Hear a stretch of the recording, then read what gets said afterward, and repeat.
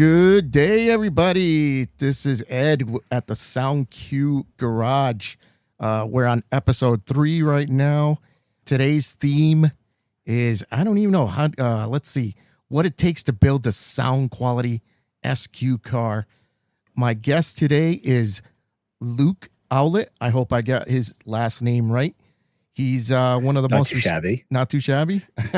How do you say it? Luke Ouellet? It's Ouellet is the French Canadian pronunciation, but Ouellet is totally, like, to me, that's just as normal as hearing Ouellet. The W is silent and invisible. Exactly. So anyway, Luke is one of the most respected voices in the Sound Q world. He's the founder of RW Soundworks.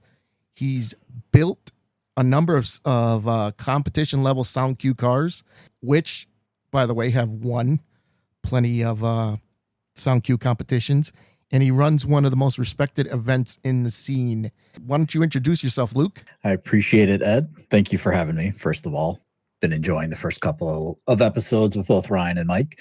Thank you. I think it's a good little more of a not a surface level conversation like I find a lot of podcasts. This is a nice deep dive into some of the nuance. But anyways, I digress. I'm Luke Ouellet from up in Maine. So in a very, very, what used to be a very quiet corner of sound quality. And in the SQ world, I am very young. I've only been kind of doing this since late 2021 because my truck didn't ship with the audio system that I was hoping it to when we bought it new.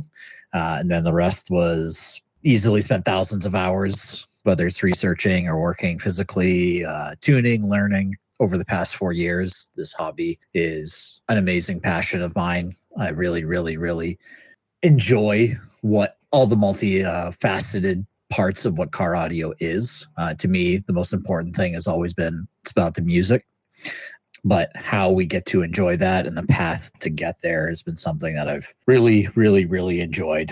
So I've taken that knowledge, tried to digest it, and turn it into a little bit of a side business, which is what you introduced earlier as RW Soundworks, where it's an ebb and flow as a side hustle. I kind of turn it off, turn it on as I have kind of availability with my day job. But what RW Soundworks is I'm a niche, high-end installation, called myself a shop, I guess, but it's a one-man band that I try to only do a few select projects a year, produce them at a very high level. My fabrication skills are evolving, so I'm not the most flashy build, but in terms of what the fundamentals, which is I think really what we're going to dive into today, I focus on kind of some of the core values and some of the real pieces that I will never compromise in a sound quality build that may be contrary to what most people either price their builds at or maybe don't focus on. If you're a DIYer, they may not be thinking about it as heavily as they should be, or thinking too much in some other places. So I try to cut through a lot of the BS and focus on really the simple aspects of car audio and using a priority system to build cars with. And so far, I think my truck has always been my test bench, but I've been able to build a couple of other cars that have done very, very well. And the customers are most importantly really happy with how they're enjoying it. And then we got a huge one in the works right now that has been kind of going around. And we can dive into that a little bit because it applies to, I think, a lot of the aspects of what we're going to talk about. But we got a huge Jeep sound quality build that is probably, to me, the most insane build active right now and should be pretty crazy when it's done. But that's me, sort of in a very big nutshell. So yeah, I think I've seen some pictures floating around on the interwebs, but truthfully, Luke is being very, very, very modest because I've seen the level of workmanship that he does, and it's chef's kiss. I mean, it's thank you. Very, very, the man is a stickler for details, and he does some incredible work. Your buddy there with the GTI, I saw the progression of that. I've seen the progression of your truck, and I've seen some of the stuff that you've done with, I don't know his first name, but Nemesis.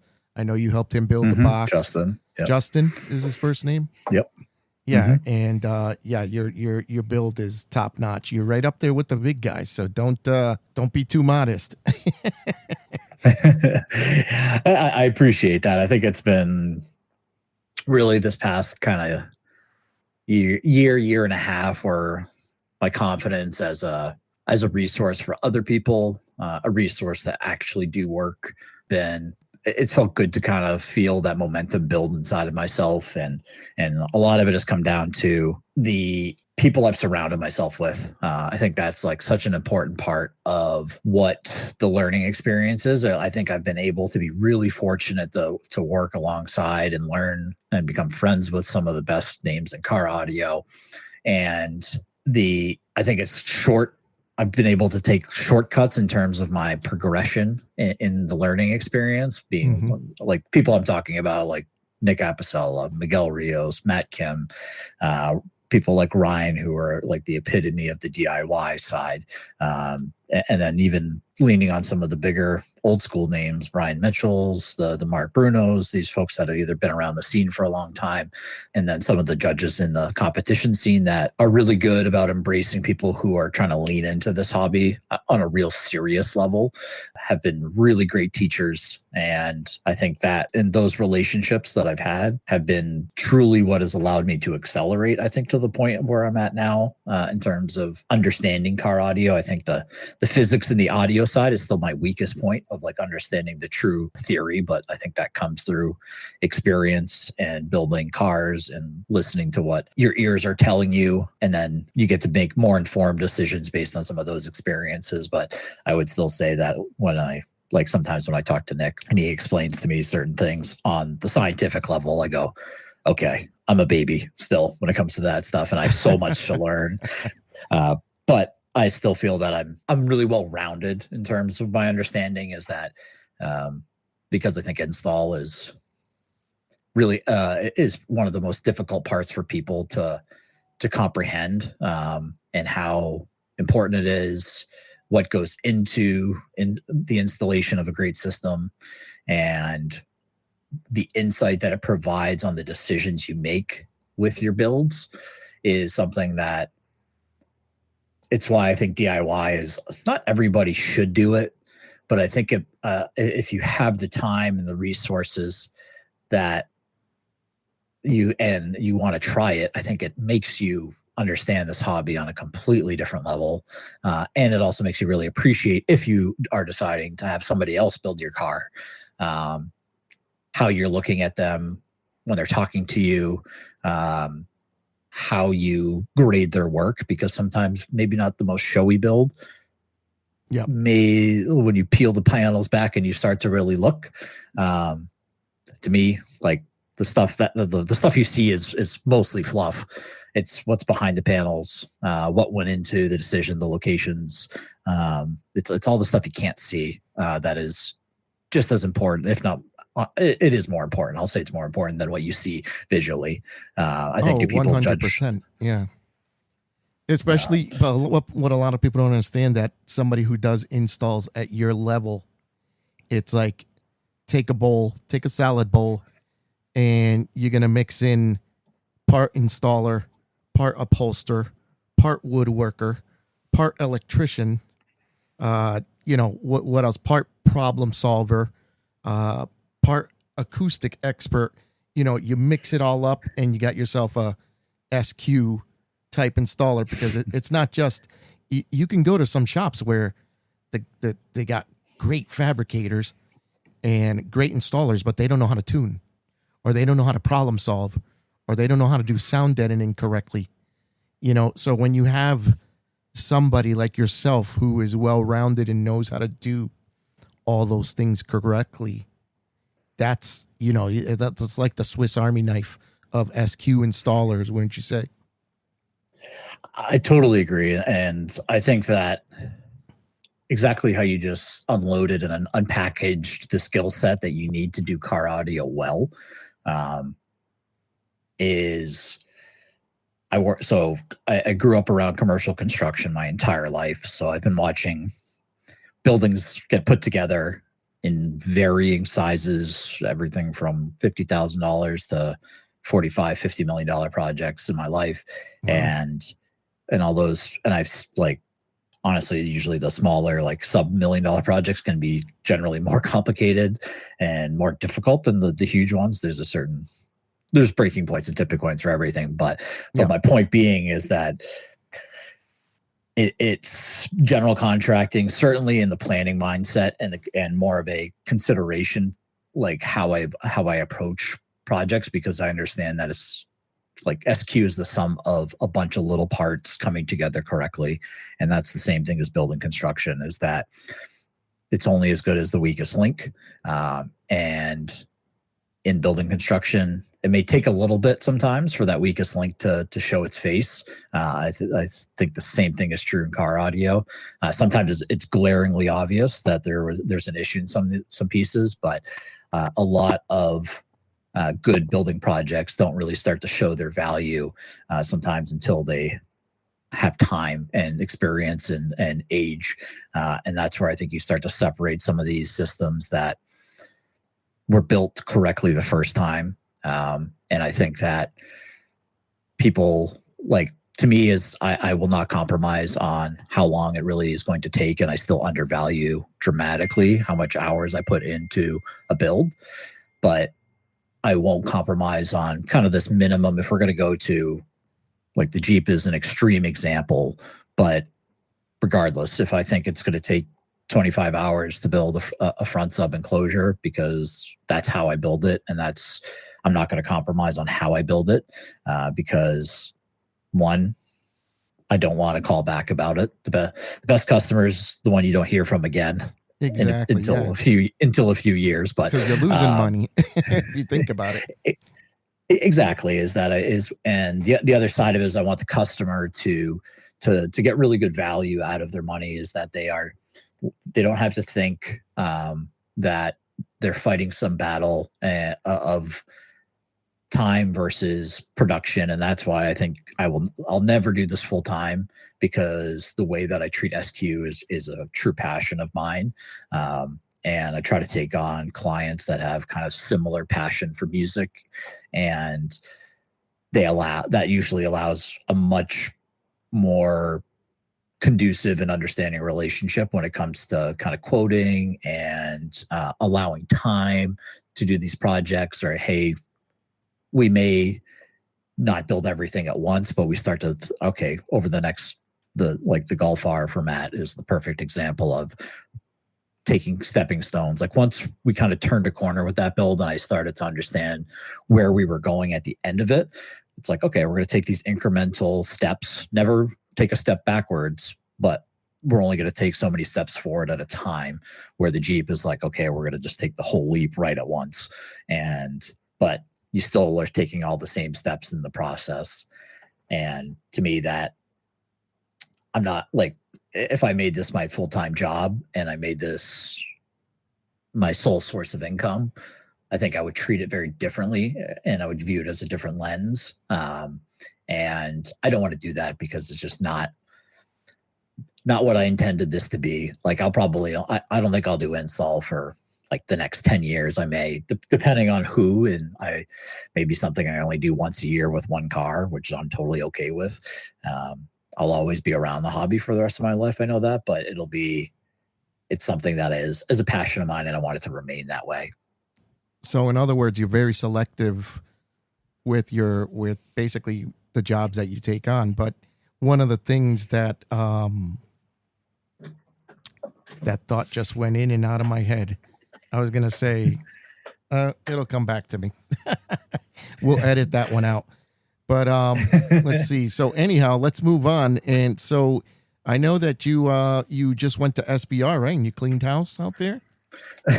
I wish I could say I completely cleaned house. I do think that it comes back to that point of being well-rounded. When I look at the field, I think there's a couple of other cars. Like, I think you got to put obviously Mark Bruno's Challenger as being probably the heaviest hitter that's been in the car audio scene in the past couple of years. Mm-hmm. It's won SVR the past 2 years. It won Aggieland this year.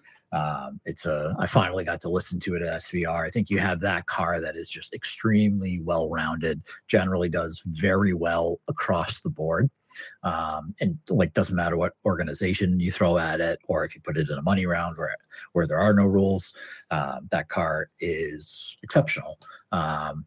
And then you have some other cars that do tremendously well in like a money round situation, but maybe not in the orgs, or they can be a little more streaky in the organizations. And that's where I think my truck does very well. Is I think like Wayne Barron had a similar performance, Scott Smith, and then myself are kind of the standouts in my brain, where I saw good consistency. And I think that's a testament to definitely tuning. And because I think tonality is such an important thing. I think technicality is obviously, especially in competition, your car being technically correct is important. But I think tonally is even more important. So to me, I think that's where like Miguel and I jive really, really closely, is in our preference for tonality and what that generally translates to in a competition world. Seems to fit really well, kind of almost across the board. I think Emma is probably the toughest organization. It really has its own kind of set of music and tonality preferences that I've never been the guy to be like, I got to tune for this org, I got to tune for this judge, tune for this, tune for this. Emma's the only one I'm actually considering taking that different approach to, because I've always been like, okay, this is my truck, and you're going to get what you get. And this is how I like it. This is how I listen to it. And it's going to score where it's going to score. But I think that I'm trying to realize and understand the true ceiling of my truck in the comp world before it goes away, probably in a couple of years. So I'm trying to play that. Let's call it the game. You got to play the game a little bit in competition and understand your environment and who's listening to your vehicle, how they're listening to it, what they're listening for. And you got to tailor that a little bit, I think, to squeak in that, like that top 5%. I think I'm on the cusp of that. My truck does very well for its platform, but in order to try to challenge the best vehicles, you got to really hone in, and like you're talking like splitting hairs in a lot of these places. But when you're with a good judge that's listened to hundreds or thousands of cars in their life, they're going to pick up on those nuances. So, because generally people are usually bringing pretty good cars to competitions. So you got to differentiate yourself with these small details. But I think the truck at SVR did really well, gave plenty of demos. It was really flattering to have like judges that were not judging my car want to come get some demos and get some great feedback. And the feedback was very consistent, which is, I take some, I'm humbled a little bit by that, or like I take a little bit of like solace in that, is that getting consistent feedback means that I was seating people correctly and that my car is doing things consistently, even if it's consistently wrong. There's things that I think that's a good thing, because like sometimes when like people can go to their first show and their like feedback is a little bit all over the place.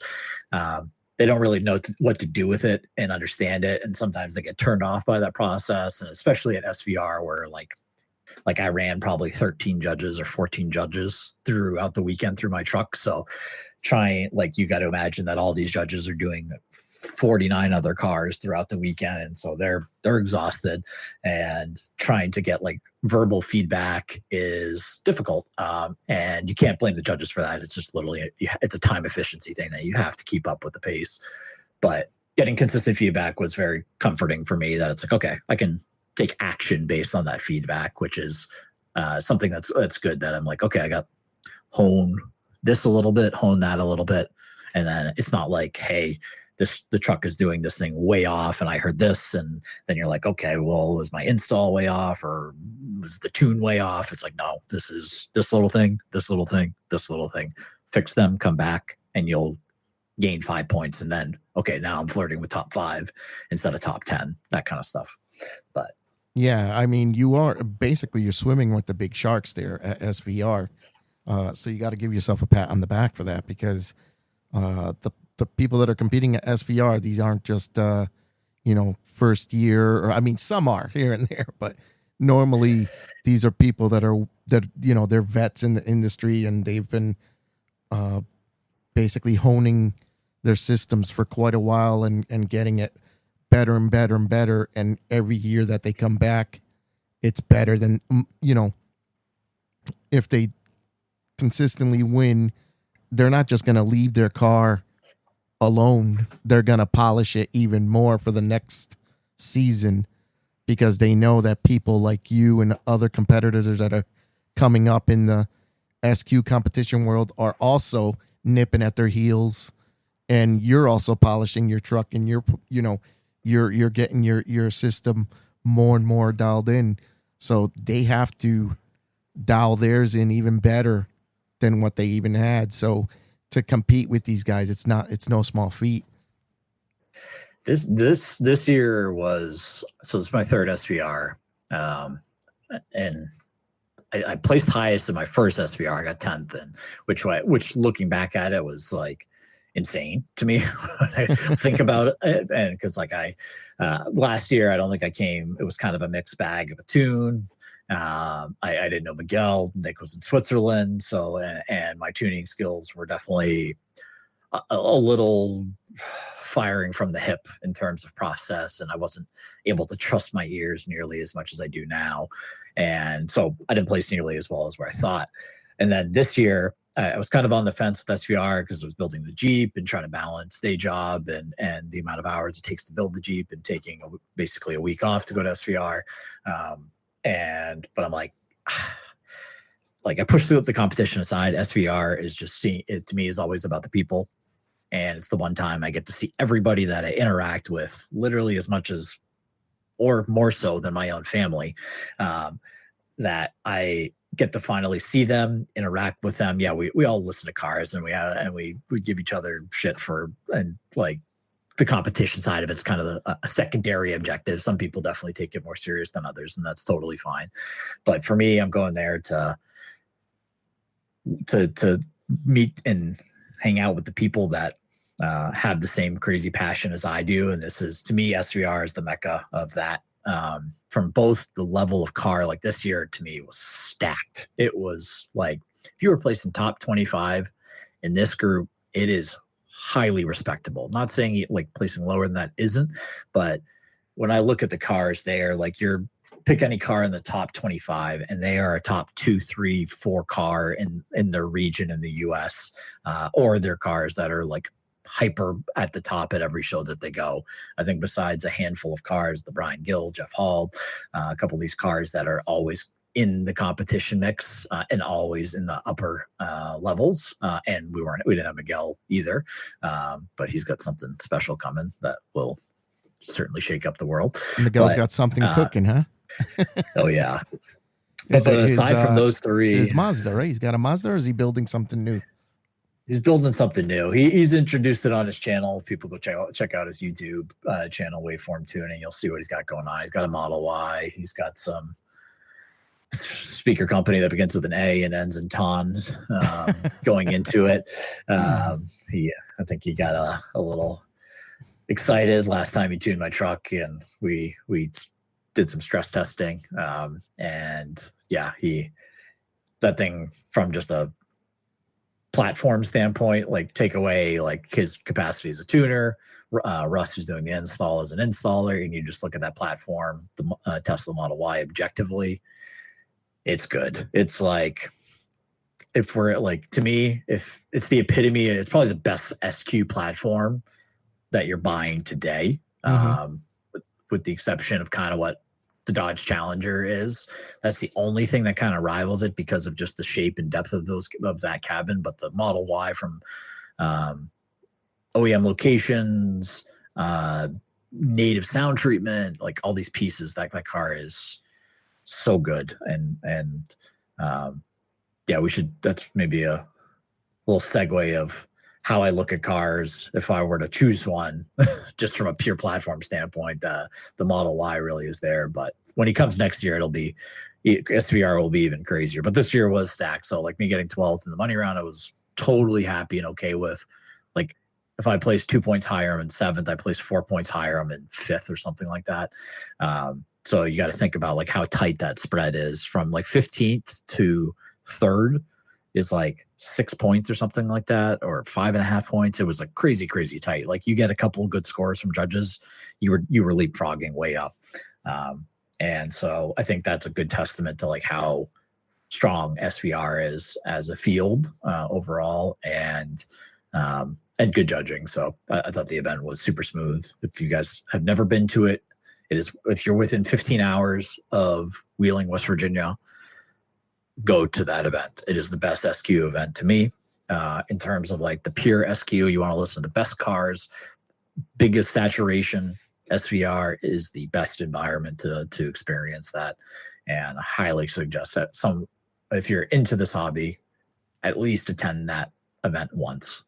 Yeah, I've been dying to go. Ever since I heard of it years ago, I've been wanting to go, even just as a spectator. I'm not a big competitor. I used to compete back in the day.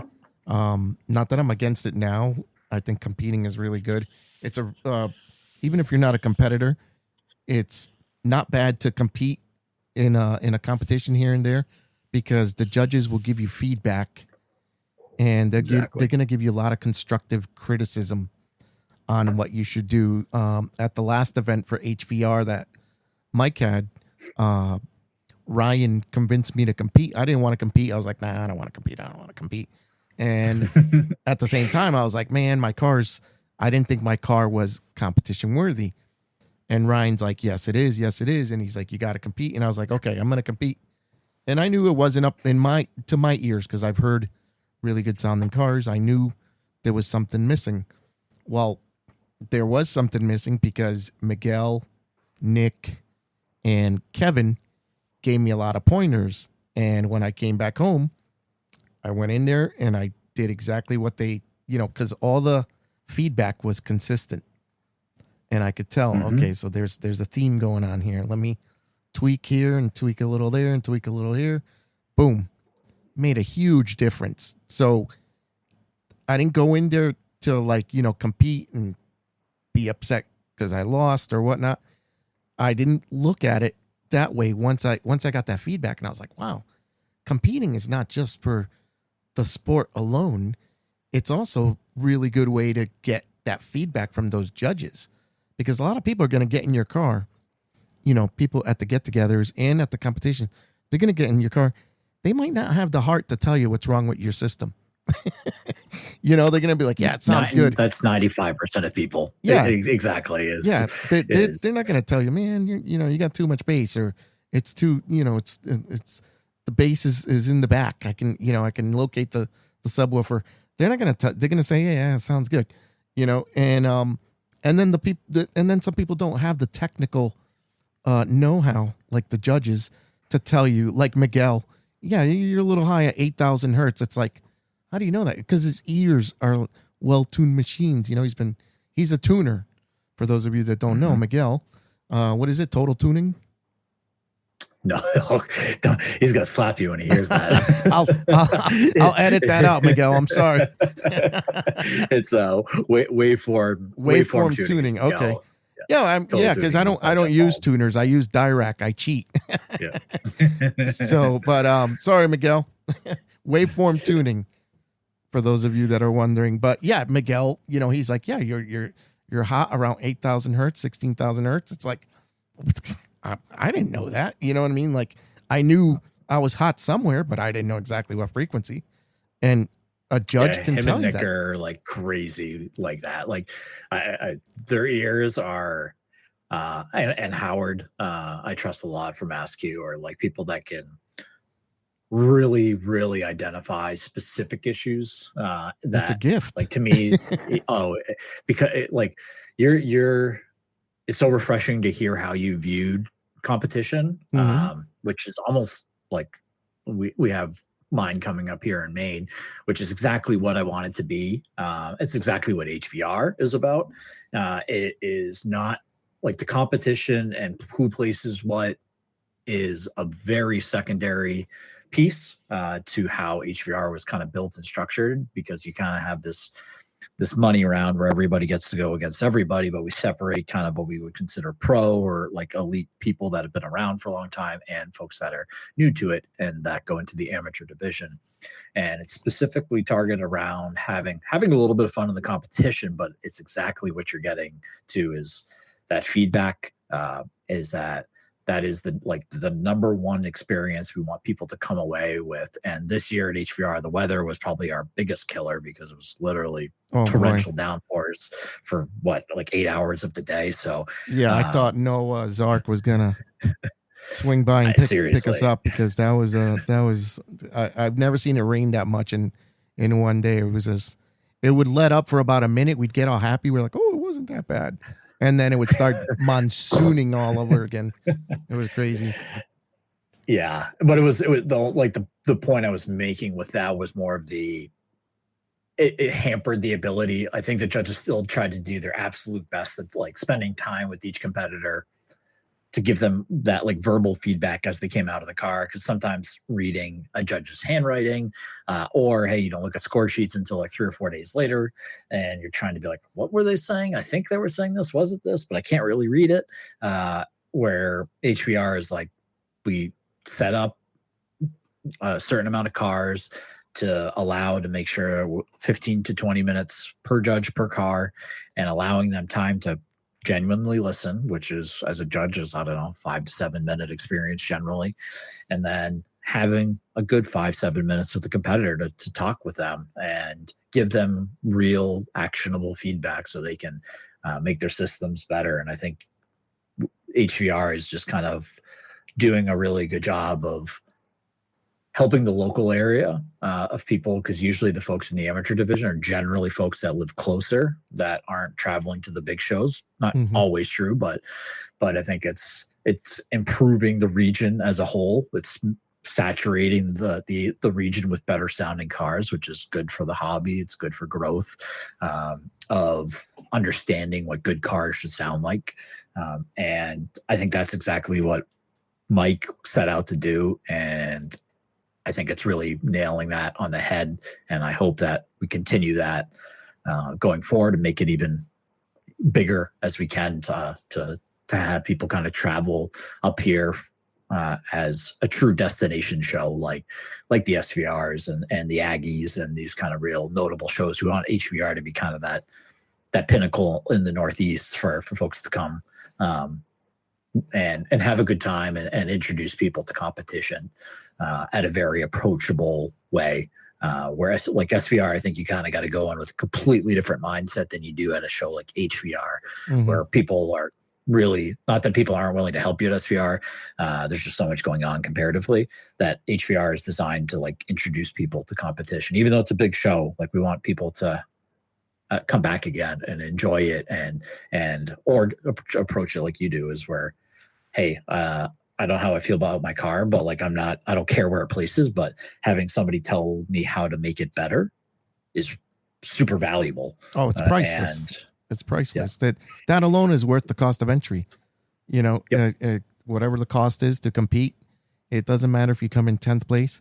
You get that feedback. Now you can make your car a lot better. Right now, those few tweaks that I did exactly what they told me to do, and the car sounds literally like 50% better. Like, yeah, it's night and day. It was like, oh wow, that made a huge difference.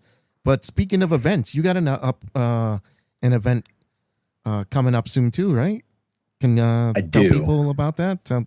Maybe share some links and or websites or social media. Yeah, best thing to do is to go onto my social media. So I'm RW Soundworks, the letters RW, and then the word Soundworks, all one word, lowercase. You can find me on YouTube with that. Instagram is a great place. Facebook. Best thing to me is go to my business page, the RW Soundworks on Instagram. There's a link right in my description. That's got links to all of my socials, but up at the top, there's an event that I'm hosting up in Brunswick, Maine on August 9th. So next weekend. This is a little unusual for the time of year. Usually I've always done a spring and fall event, but we're doing the first competition. It's always been a meetup only. It is still a meetup Ford culture. Comp is a very optional experience, similar to kind of how I want HVR to approach feedback is how I want people to dip their toes in at this event. So we are hosting IASCA. It's a 3X show. We got Travis, who's the president of IASCA, is actually flying from California, and he's doing a family trip with his entire family here up on the East Coast, and he's coming to judge the IASCA, and it's going to be a 3X show, which is pretty like usually reserved for huge shows, but he's wants people to come from the Northeast, get your points. It's a good time if you're thinking about going to finals and you're in the area. But again, Travis is a great judge. He's experienced and he wants to give feedback and he wants to see the area and see what kind of cars that the Northeast are offering. So he's coming to do that. Then we got Mike Buonato is going to be doing the Mass Q judging. I doubt that I'll split it. I'm a Mass Q judge as well, but I'm going to be focused on kind of running the event because I want people to, usually we have anywhere from, I don't know, we've seen it up to almost 40 cars one spring, but we're usually floating in 20 to 40 cars. And August 9th, we're going to have that comp, but we also do it as a meetup. So just come and hang out. Usually I get a bunch of food, whether it's like we got a couple of really good local pizza parlors. Then I go over to Wild Oats and I get some really nice sides from there and give you guys breakfast and coffee and stuff like that, and try to make it kind of a comfortable environment for people to want to hang out all day.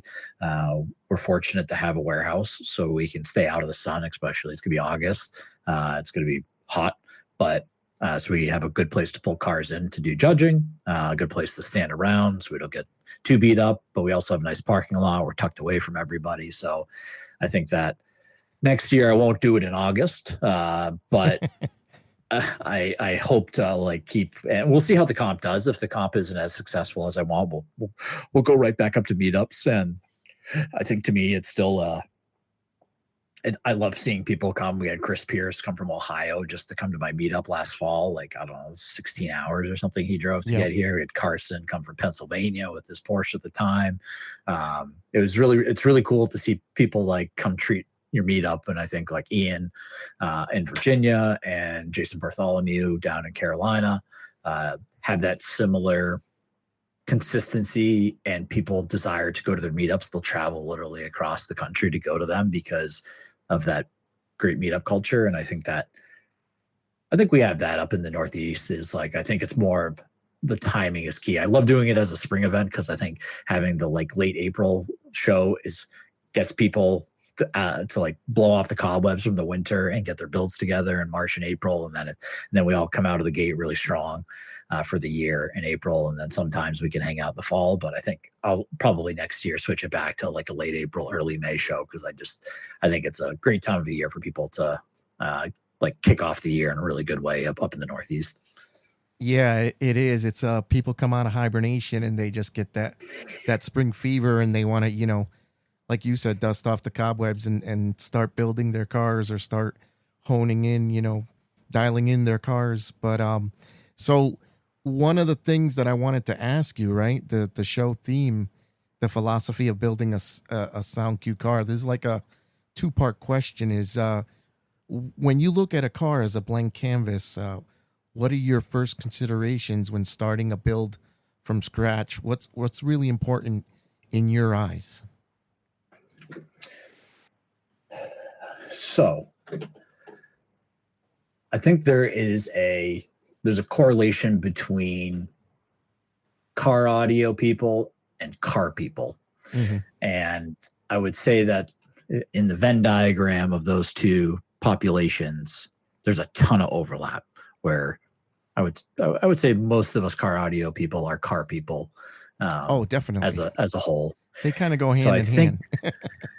Exactly. As I think there's as much modifications outside the audio. Well, there's more modifications outside the audio system in a car. So I think that before I even think about audio on a personal level and to a client, unless they are that outside of that common denominator of both being car audio and a car person, and they're just car audio, you can make some way bigger sacrifices in enjoying driving the car. Is the car exciting to you visually? Do you enjoy spending time in it? Can you do long trips with it. I think to me, the first thing I look at is, do I actually enjoy this vehicle? Am I in love with this vehicle? Like to me, like I've owned trucks for the past 15 years. I came into this truck really as a exit strategy out of my old previous job. Like if I were buying something new again, I'm not buying a truck as an SQ platform or as a car that I love. But I do enjoy the practicality of it, and I think it's a great looking truck. So I think from a visual standpoint, but I think everybody, when I have them look at a vehicle, I think you need to really actually like the vehicle outside of the audio system. I think to me, you're not going to enjoy the experience as a whole unless you enjoy the sum of the parts of what you're driving. Like me, I want an Audi A6 all-road because visually I think they're stunning. It's super practical for how I operate as a person in my life. It's an awesome platform for audio. And so it like checks all those boxes, but audio is just a part of that. So I think when I look at kind of what's really important for me, I got to love the car first and foremost. And then audio, I do consider as a very heavy weighting factor in that. But I think to me is there at the core of it, you still need to really like the car, be proud of it, enjoy it. And I think that's a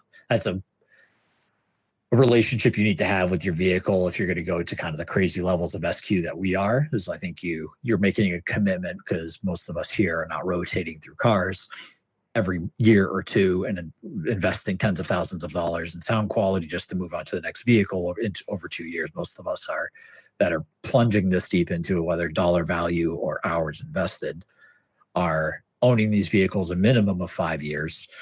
So I think you really need to, again, enjoy the vehicle that you're in. Yeah, that's definitely a good consideration, because if you're not enjoying the ride, you're not going to enjoy the music. If you're in there and you're like, man, this thing is bumpy or whatever, or uncomfortable, I don't fit in this car really well. If you're tall or whatever, a stature, maybe you're a little husky, whatever the case may be. If you're not comfortable in the car, I got a buddy. He's a rather large fella. He's probably not going to enjoy riding around in a Prius or a Civic with a sound system in there. He probably won't be able to enjoy it as much because his leg is blocking the speaker. He's a big guy, where a guy like that may enjoy a pickup truck like yours, and he's going to enjoy the music a lot more. So yeah, that's something to take into consideration is, what type of vehicle you have. Is this SQ friendly? Is the car a rattle trap? Is it quiet? Is it, easy to build upon that foundation? Because some cars don't lend well to SQ cars. Trust me, I've had some cars that are just rattle traps, and no matter how much sound deadening, how much money, and you throw at them, they're just never going to be a SQ car. Totally, and that's like Subaru as a platform it's difficult. It's one of those things that you probably are spending more in sound deadening than you are in the system itself if you're approaching that platform correctly. And then you go to a Porsche or a Volvo that uses completely different mounting systems for their door panels, or whatever, an S-Class Mercedes that has basically mass-loaded vinyl and different levels of foam that we will never, as sound quality installers, get better treatment than what those cars are coming from the factory with. And yeah, there's certain advantages certainly to where you're starting to target kind of importance when it comes to sound quality. So I think that let's put my foil hat for sound quality, and I look at a vehicle and, okay, I like this vehicle. First thing I'm looking at is speaker locations. Mm-hmm. Because I think to me, it's one of those things that physics are physics or physics or physics. You're going to get better performance natively out of certain locations, especially like whatever, both relative to where you're sitting and how the cabin is shaped. And like, to me, that's why wagons, sedans, they have a lot of really good native advantages because of how generally the cabin is shaped, dash depthness, how far the dash and generally mid-ranges are from you, how far even door-mounted mid-bass may be in front of you, that create this like kind of native depth that a lot of cars struggle to get. And so I look at locations as my number one factor. Obviously, if it's got native three-way locations, that's best case. Because I think, to me, like one of my prevailing like code of values, code of ethics when it comes to car audio is using the smallest and least amount of equipment as possible to get to your end game goal. So if I can do that with a three-way, a Helix V8, and a custom box in the back and one monoblock, and that hits your goal and it blows your hair back, and we've only invested X amount of like whatever $5,000 of equipment, that is going to be my mantra. It is not about the big names, the big flashy stuff. To me, is like there's certain cars like the Toyota Camry. I know you and Ryan talked a lot about. There's a reason why it's super popular, because the OEM locations are super friendly to work with. They're in great places. The car lends itself easily to modification. It sucks for integration. That's the only thing that Toyota's continually having issues with me as a installer for. But aside from that, like the platform just works, and you don't have to fight it from an install. You don't have to create new locations because they're just there. You got whatever $80 pillars. Yeah. That you can just replace over and over again and cut them up and try them up. Screw up and just buy another set. Just buy a case of them in case you screw them. Yep. What's funny is that what people don't, I know some people are out there like, I'm not buying a car based on the audio considerations. Well, you know what? This is the type of stuff that SQ nerds do. Okay. We go to a dealership and we're not looking at a car and thinking, hey, what kind of miles per gallon does this get? How much how much room does this have for my kids in the back or whatever? No, we're looking at, audio locations. We're looking at the dash. Is it going to reflect? I know it's crazy, but that's how some of us are. But the consideration, the thing you got to take into consideration is that you're going to save a lot of money in your SQ build because you're not fighting the car. I've seen cars where the car came without mids, and I've seen them take off the windshield and make, drill holes in the dash to make the car a three-way. Well, guess what? That's not cheap, and that's not easy to do and make it look OEM. So that person is spending a lot of money when they could have just bought a car that had those locations already. They could have saved a boatload of money.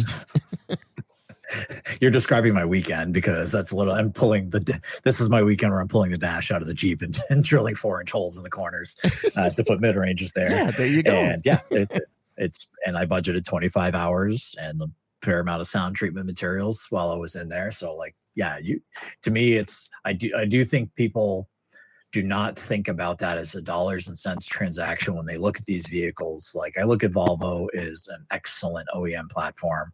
Yeah, it's a three-way. It's got nice locations, plenty of room. It's like, and people are like, okay, maybe they were comparing this against a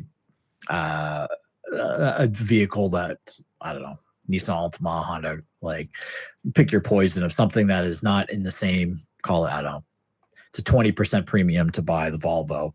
But they know that when they're coming out of whatever vehicle they're buying, they're either building a system. So it's either they're investing a ton of sweat equity and building them a system themselves, or they're reaching out to a shop, and hopefully a shop that, to me, is worth their while, is charging the correct amount of hours for what it takes to do the build.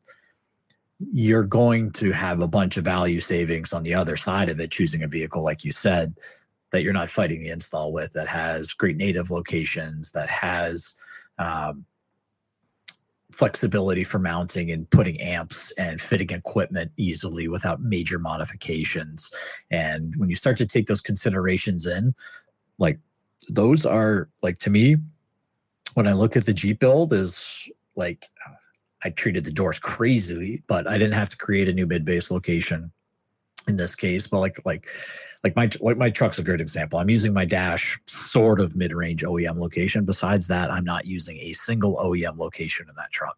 The amount of freaking hours to do that is like insane. And nobody in their right mind is generally paying for the amount of labor it takes to take a truck, which is a crap platform for SQ generally. It has its advantages in some ways, but generally, if you're trying to build an SQ like elite level vehicle, you're not buying a truck.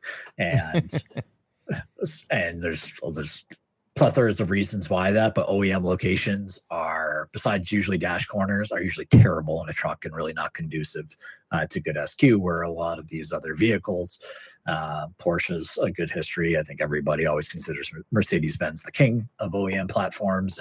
And I think I totally agree, is that if you're in that W212 era of Mercedes vehicles with firewall mounted mid-bass, mid-range high in the door, some have sail mounted tweeters, some have door mounted tweeters, and like you can basically do plug and play systems that are going to dump all over people who put tens of thousands of dollars in custom systems but never move the speaker in the vehicle, but they put Focal Utopias and thousands of dollars of an amp, but it's a crap location where you're never going to get successful sonic results from, where somebody could put in a $50 speaker in the correct location and it will sound a million times better, because physics are physics.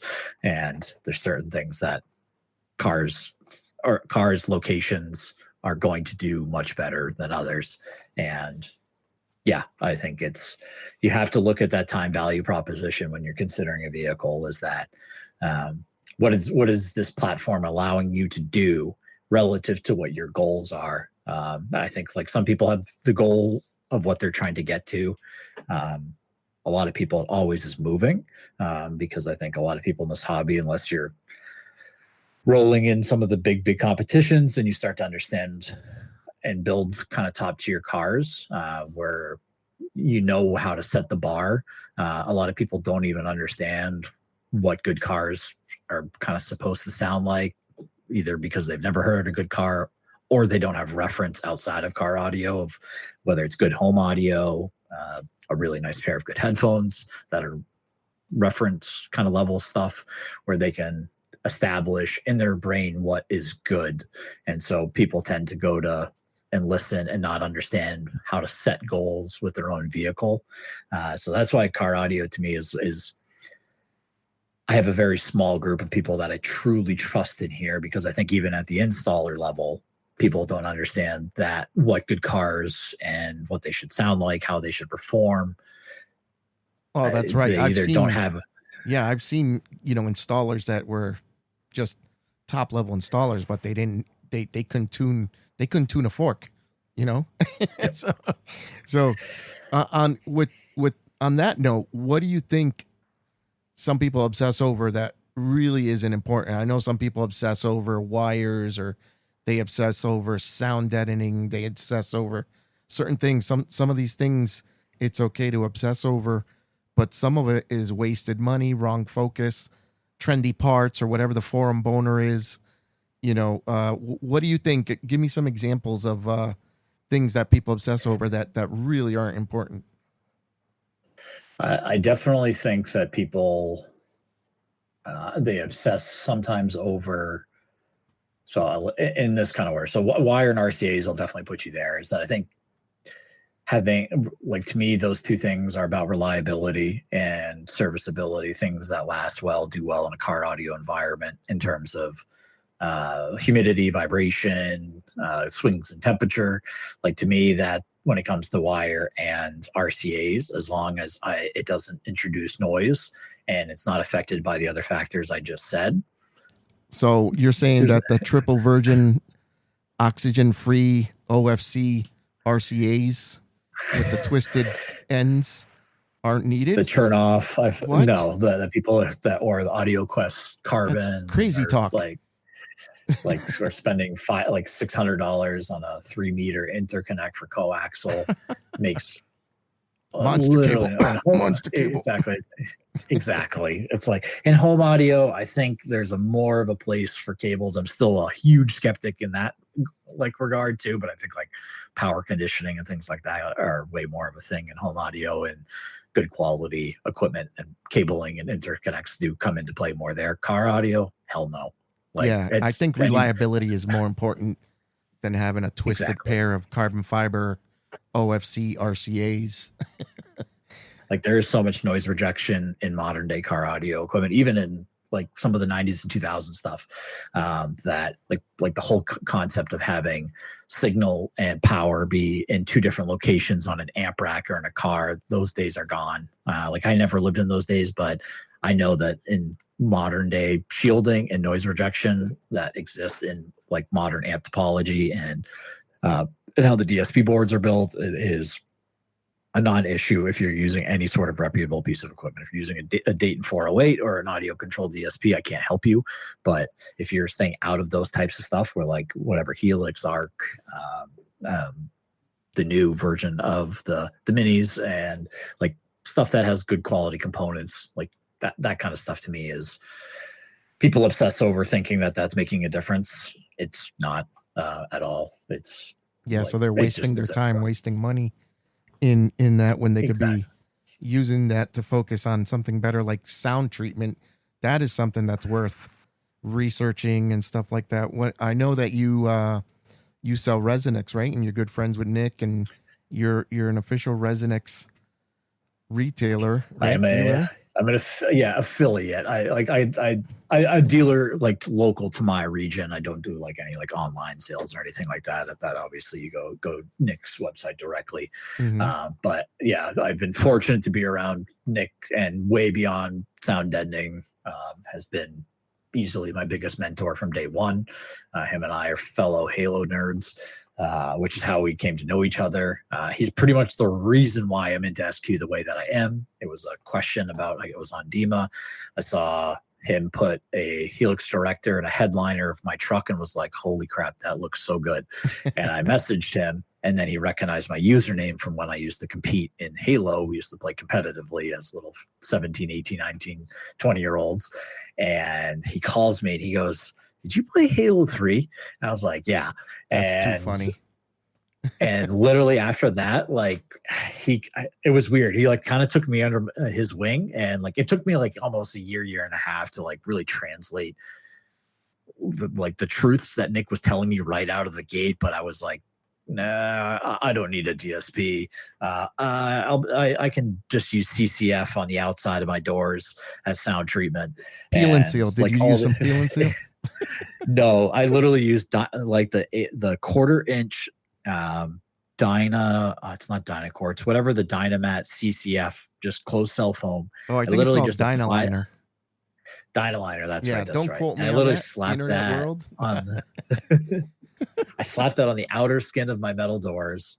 I used the 1 foot by 1 foot piece of Dynamat Extreme, the CLD, behind my Infinity 6x9. And I was like, boom, this is good. You had Infinity 6x9s? That was my first modification. Like, when my truck came into this, it was like, wow. I was like, Crutchfield, here's $1,500. I want you to design me a system. So it was an Infinity 6x9 and a tweeter, an audio control LC4 800, and then I put some Morel like $100 coaxes in the back, and yeah, I thought I was playing with fire at that point. And then you're like, I'm going to SBR. Yeah, basically. And I was like, okay, I wanted to like add a sub, and then I was like, okay, I went to look at how to add a sub. Like, I had a system in high school, but I was 17 years old. I had not touched car audio in like 13 or 14 years. So I'm like, okay, let me learn how to do this. So that's how I ended up on DIY Mobile Audio, and I found one of Nick's posts about a similar truck he did, and that's like really what sparked my deep degenerate dive into sound quality. From there was like learning from him. But sound treatment, as you were sound deadening, as she would prefer me to refer it as, for SEO purposes, is a highly misunderstood, undervalued, polarizing topic on sound quality. People do not spend enough money or time on it. It is, if I could tell you that you could install this amp and you could lower the audible distortion out of your system by 10 to 15%, people would pay $100,000 for that car audio amp if it could make that sort of change in your system. But if you tell somebody that you got to spend $3,000 in sound deadening in their car, they look at you like you have 9 heads. Oh yeah. And but that's the literal effect, if not more so than the percentage I just stated. The difference in distortion and cleanliness of your sound, and outside of audio, enjoying your vehicle driving down the road, is, and this is not a Resonix promotion, this is a sound deadening concept promotion, is that I will not, on, like, the Jeep is probably a I don't know, somewhere between 300 and 350 hour build. I will have spent at least 100 of that on just sound deadening it. I didn't charge that much for sound deadening specifically, but it's just, I don't know how to do it any other way, especially a build like that where it's going to have tremendous amounts of power and output and expectation of, like, I want that car to get to obscene levels and be perfectly composed. Sound deadening is, like, besides having really good quality equipment that can handle that level of power, sound deadening is the 100% other side of that coin, that you need to focus on detail. It is not just slapping CLD and fiber mat and calling it a day. It is the little pieces of Tessa tape. It's the pieces of butyl rope. It's the CCF to decouple this panel from this, understanding what metal to metal is, plastic to metal, how do you decouple those properly? And it's the sum of the parts, just like SQ as a whole. Sound deadening is no different, is that you need, and this is where, like, Nick, like, people can say and understand how they want to treat Resonix as a company. And I know people get, like, treat it for some reason as taboo at some points, which is just people generally that don't understand how sound deadening actually works.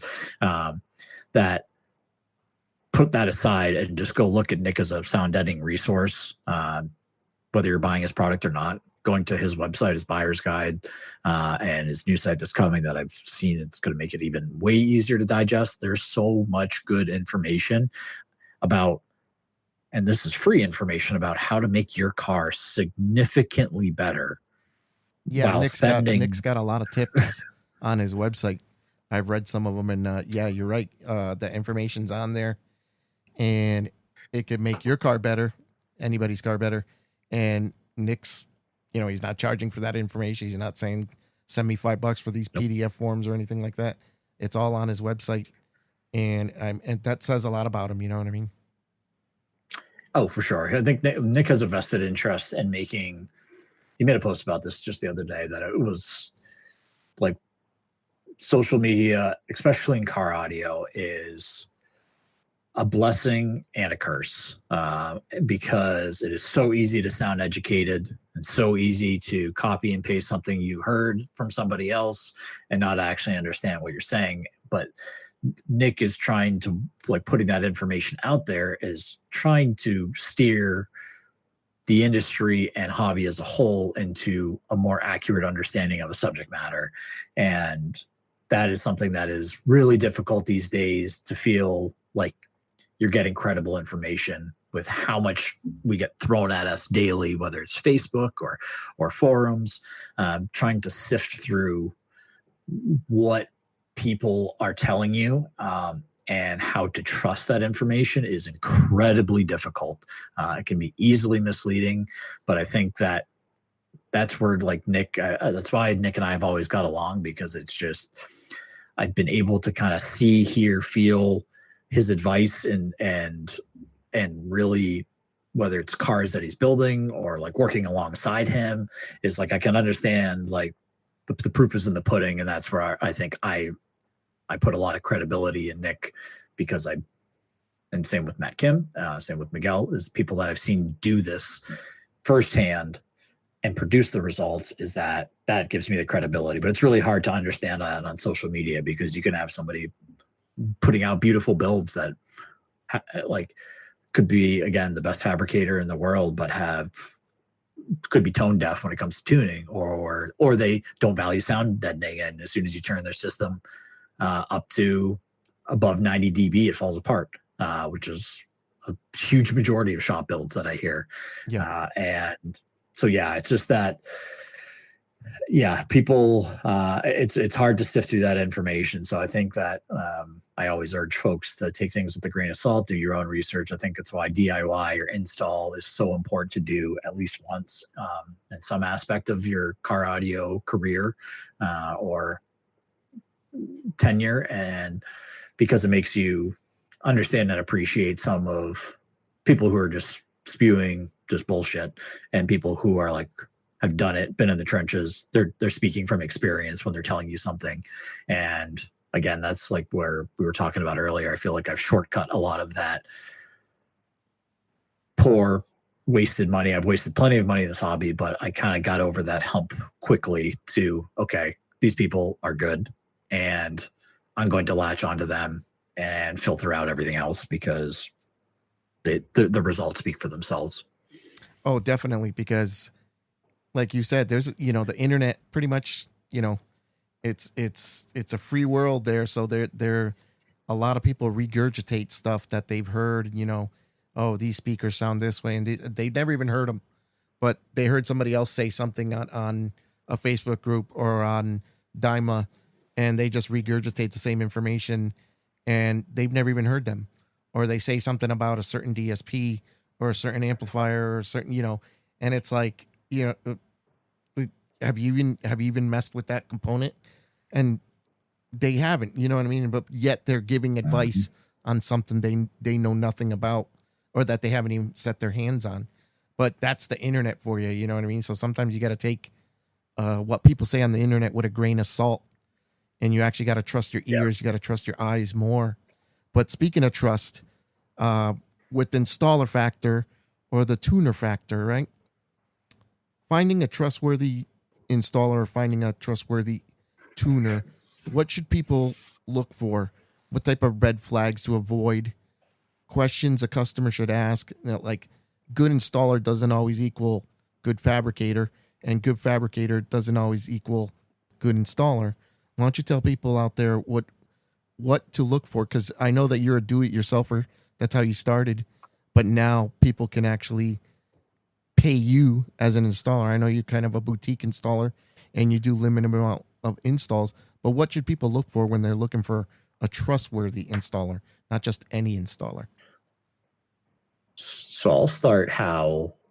It's a great question, because I think it's as hard as deciphering internet sound quality advice is. It's just as difficult to decipher who am I going to hand over thousands of dollars to build my SQ system.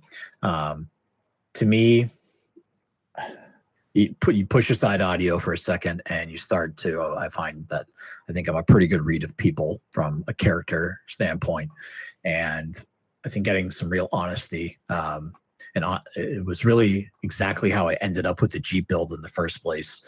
Chris, who I'm building the Jeep for, came to my meetup last year.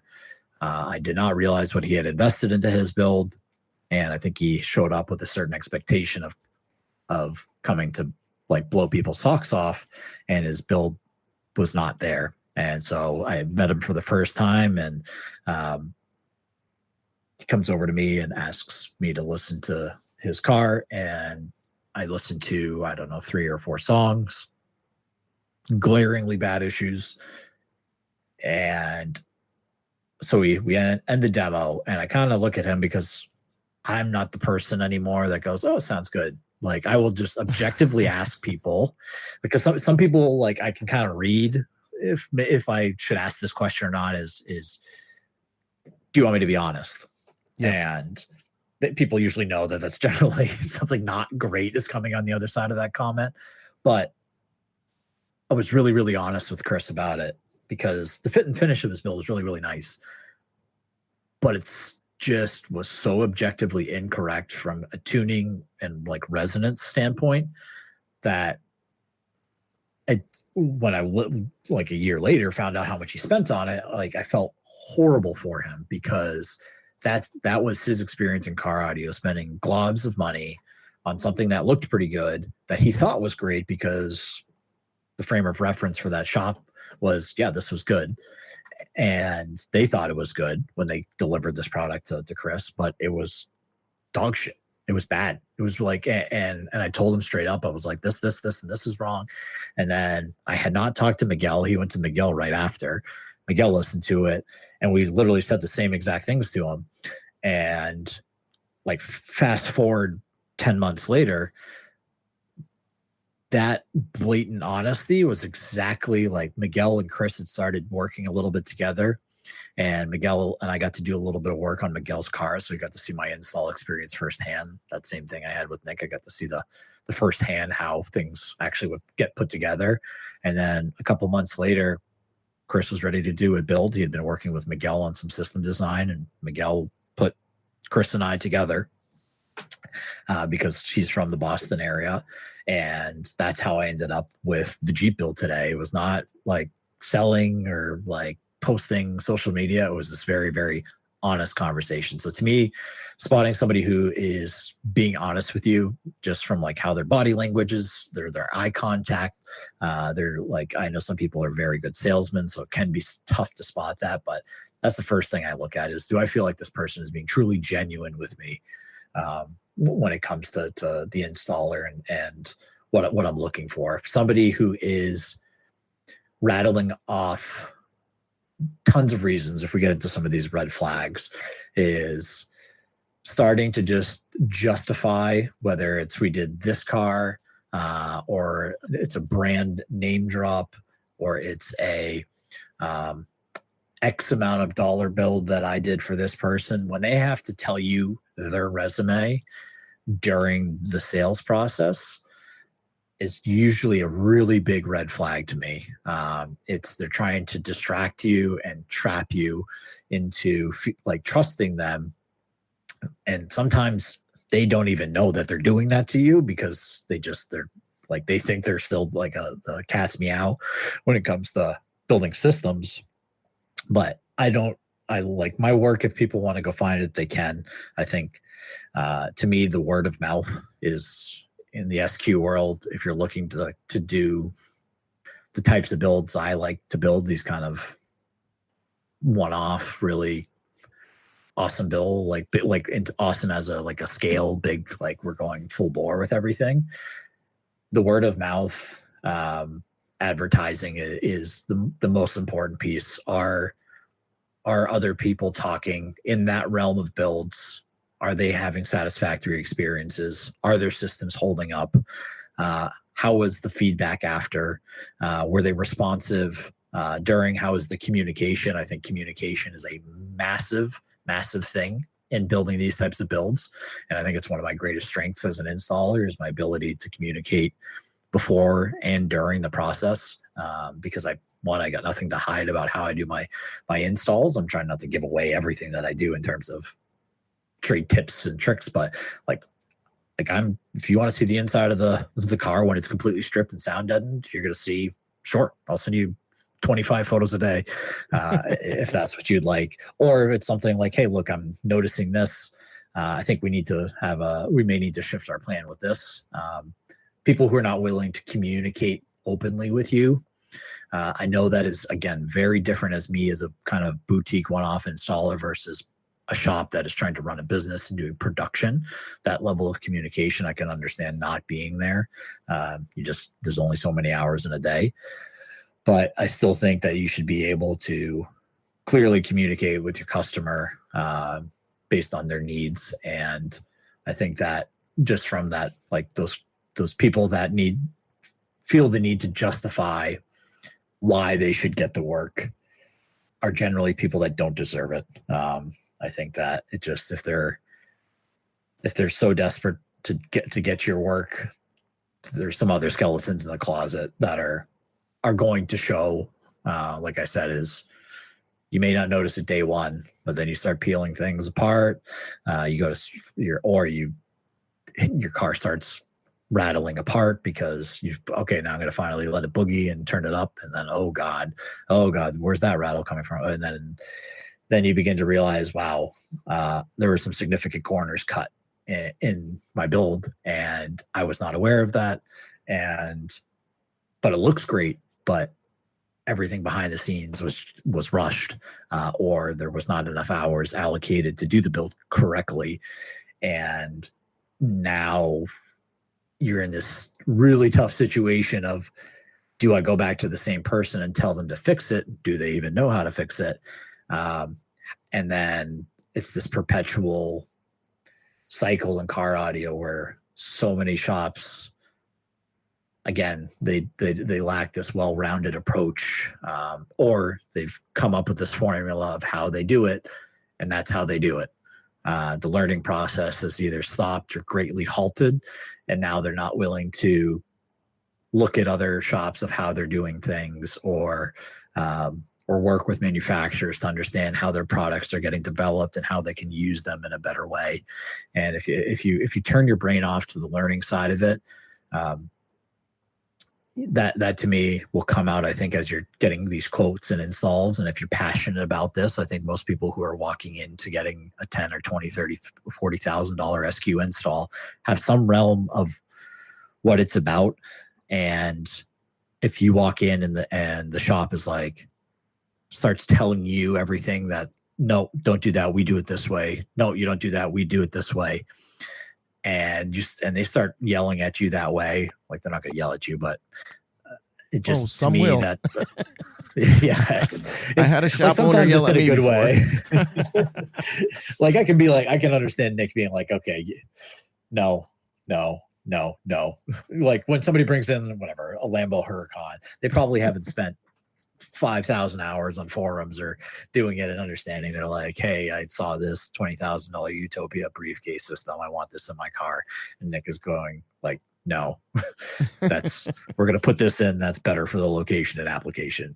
Like, that's like the rare situation. But you get I don't know, there's some, again, this like feeling, this desperation and justification of why you should get the work to me, again, is always in or out of car audio. People who act like that, it's generally not going to lead to things. There's shops out there that want to build your next system, but then there's shops out there like you and Nick that want to build your next 5 cars. You know, you want the people to come back. You want them to send your family. You want them to send your kids. You know, it just by word of mouth, because word of mouth travels fast. And just using this as an analogy, car salesmen, you got some slick car salesmen that, you know, they're trying to sell you your next car, but the trustworthy car salesman, they want to sell you your next 5 cars, you know? So the trustworthy car salesman, they don't even have to go after customers. They sit inside and customers come to them because, you know, the guy sending his coworkers, he's sending his daughter to him because they didn't get shafted by that guy.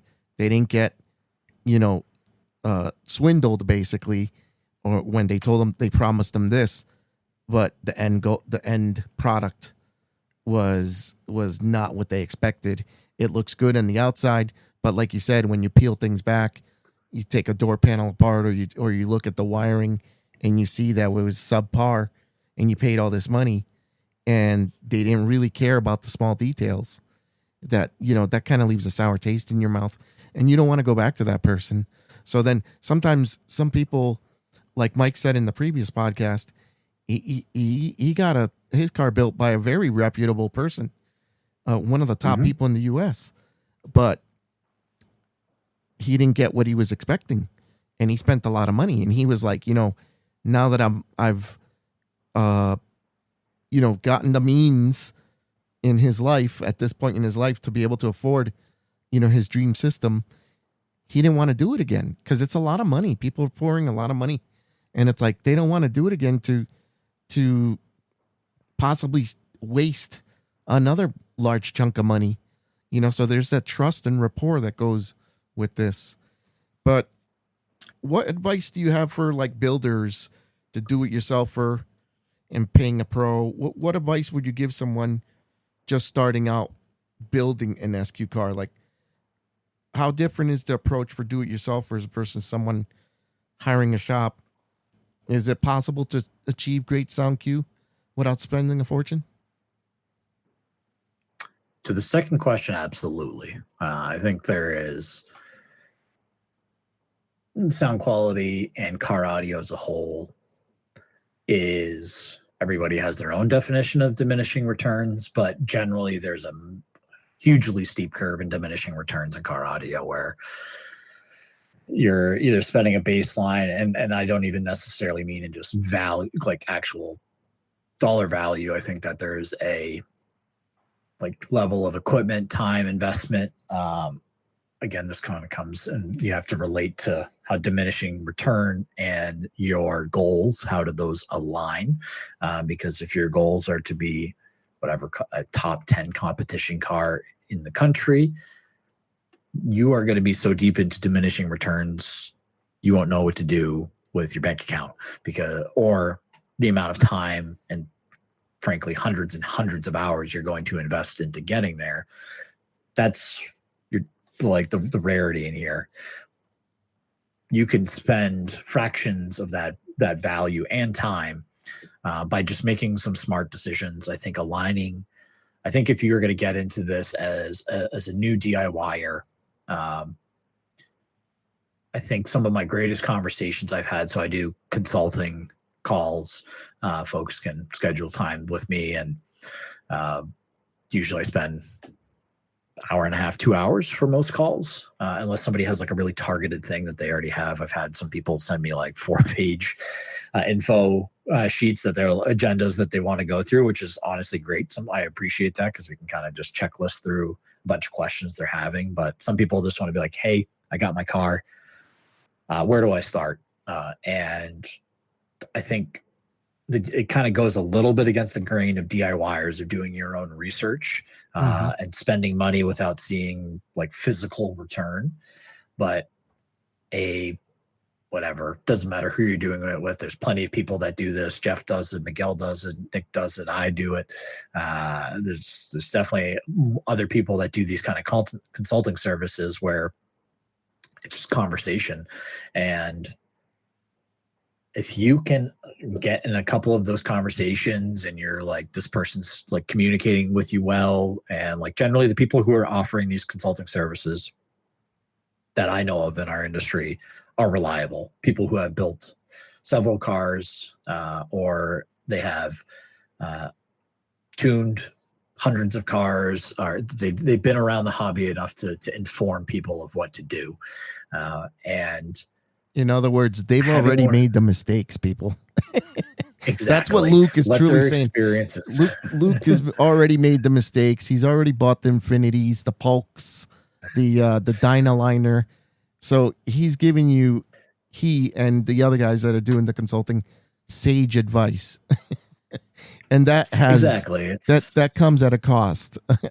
So yeah, you might gripe for a consulting session, but guess what? You're actually saving money, buddy. Yeah, exactly. To me, that is like I've had from anybody, folks that have experiences with install, or they're trying to target a specific issue in their vehicle. But I think to me, if you're brand new to this and you want to get yourself kick-started in the right way, do one of those calls, do a couple of those calls. Like Nick does, he's super general, like the way that he structures it, you can spend $500 with him in consulting, and he will literally credit, if you go to purchase something from him, which between all the Helix and Micro Precision and his actual sound treatment products, it's easy to go justify buying something from his site to use in your build, and then he will credit you every penny back from the consultations into that purchase. Oh, there you go. So it's definitely worth it then. Exactly. And you're getting like, and the again, coming back to like my own experiences in this hobby, is that you get to not take baby steps in your progression. You're taking these kind of large incremental steps forward in having success from the beginning, with a conversation like that, where somebody is not on again, there's credible people on Facebook and in the forums, but I will say that probably 95% of the population have never done it themselves, or are an echo chamber from somebody else.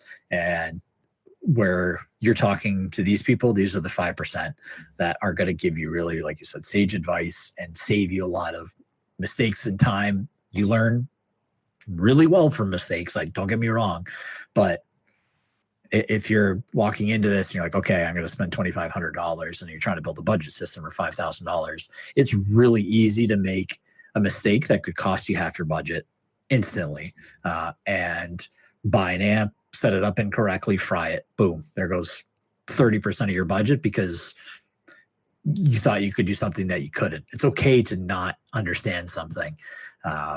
Worse yet, fry a computer on the car. Precisely. It's like, is like, spend the $150 or the $100 to have a conversation that is likely saving you thousands, frankly. And that's, I think, something that I would encourage people who are very new to this, or if they want to dive deep into a topic and they want to do this. I think that people may view that as a transactional relationship. I think that you make it sound so you make it sound so dirty. I do, but it's like I think we give out advice, plenty of places for people to absorb, and we give our all to this hobby. But I think if you, I think it's only fair to, if you're going to get some of that kind of intimate knowledge, that I think people are entitled to get compensated for that, and I think that's completely fair. And I think it honestly it puts a bigger value on the conversation. I think somebody who is investing the time to have that conversation is elevating it in their mind, and they're making it more important, and they're like really dialing into that conversation to get, it's like judge feedback. It's like, ooh, okay, I don't get to do this often, so I'm really going to pay attention and really going to focus on what I'm getting out of this. And I think if people kind of treat it that way, I've never had somebody come out of the other side of the conversation and be like, well, that was a giant waste of time. Yeah. I very often have 2 or 3 follow-up calls with most people that I do it with. Yeah, there you go. So they found some value in those phone calls or those text sessions with Luke. So Luke, we're going to wrap this up, but I want to say this was a great podcast, but I want to get some final thoughts from you. If you could grab the younger version of yourself, the young buck Luke, when he was about to hit click on the checkout box at Crutchfield, when he was buying those Infinities and that Dynaliner, that 1/4-inch thick Dynaliner that was gonna just tame all the rattles in the vehicle that he was putting it in. What would you say to your past self for with regards to building your first SQ car or truck? I would tell myself to stop and read. I think that put the mouse down. It is very easy to get trapped in shiny words, speakers, things. Crutchfield is a great resource. I think it still has its place, but I think that if you're really passionate about music and listening to it as accurately as possible in a car environment, do your research, spend your time. It is way easier to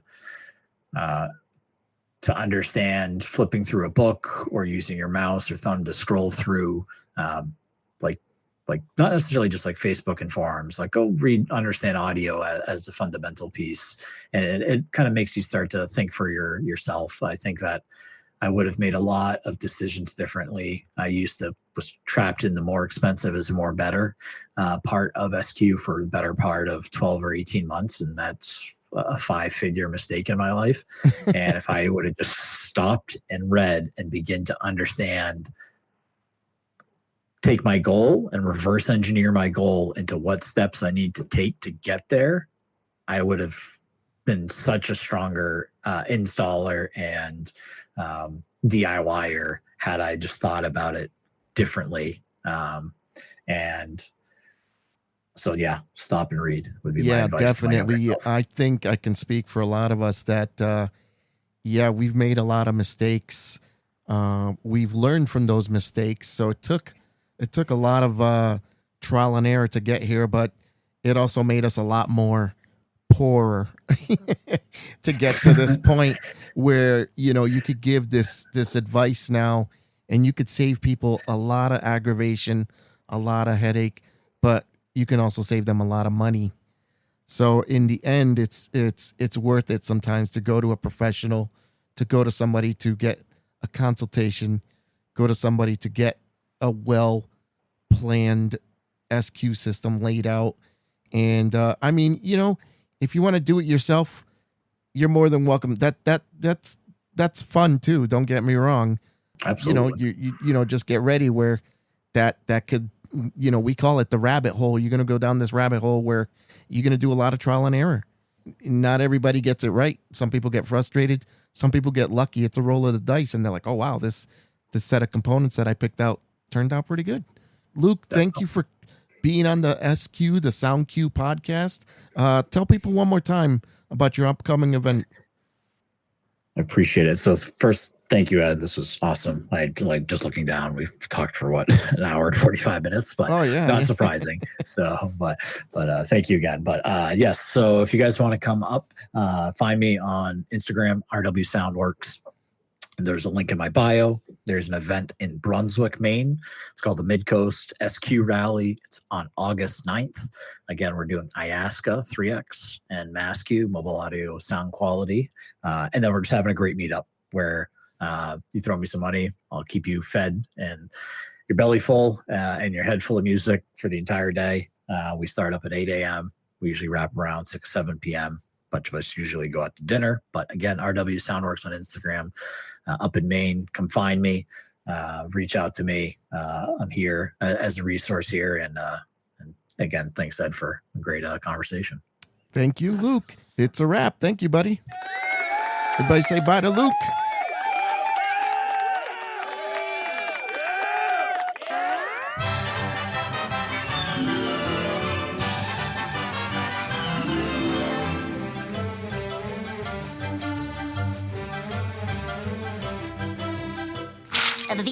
That's all, folks.